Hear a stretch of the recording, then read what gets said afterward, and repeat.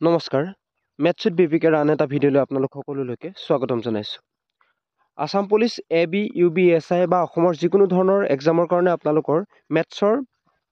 competitive এক্সামৰ question কিছুমান আপোনালোকলৈ লৈ আহিছোঁ ইয়াৰে টিক্স কিছুমান মই ভিডিঅ' অলৰেডি বনাইছোঁ LCMৰ ওপৰত বনাইছোঁ ৰোমান নাম্বাৰৰ ওপৰত বনাইছোঁ আজি এটা ভিডিঅ' লৈ আহিছোঁ যে লসাগু ইনটু গসাগু ইজিকেল টু সংখ্যা দুটাৰ পূৰণফল LCM into HCF is equal to product of the two numbers ইয়াৰ ওপৰত কুৱেশ্যন যথেষ্ট আহে আপোনালোকৰ LCM হওক HCF হওক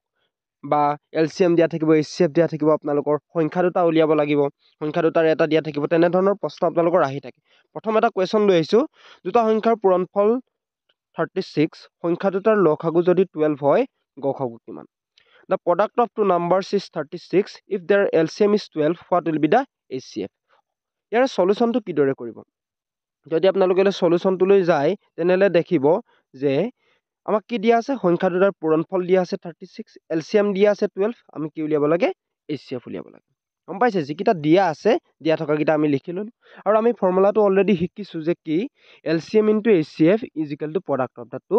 নাম্বাৰ্ছ মানে লসাগু আৰু গসাগু যদি আমি পূৰণ কৰি দিওঁ সেই পূৰণটো কাৰ হেতি সমান হয় সংখ্যা দুটাৰ পূৰণফলটোৰ হেতি সদায় সমান হয় গতিকে আমাক দিয়া আছে আমি ভ্যালুবোৰ পুট কৰি দিলো LCM 12 গসাগুটো নাজানো নাই সংখ্যা দুটাৰ পূৰণফল 36 দিয়া আছে ঠিক আছে গসাগু ইজিকেল টু তেনেহলে কি হ'ব 12 টো এপিনে পূৰণ হৈ আছিল ইফালে লৈ গ'ল হৰণ হৈ গুচি গ'ল 36 ডিভাইডেড বাই 12 আৰু 36ক যদি আমি 12 এৰে যদি ডিভাইড কৰিবলৈ যাওঁ আমাৰ HCF টো কিমান হৈ যাব 36 divided by 12 is equal to 3 12 3 জাৰ 36 ধৰিব পাৰিছে নিশ্চয় আমাৰ যেটো ফৰ্মুলা আছে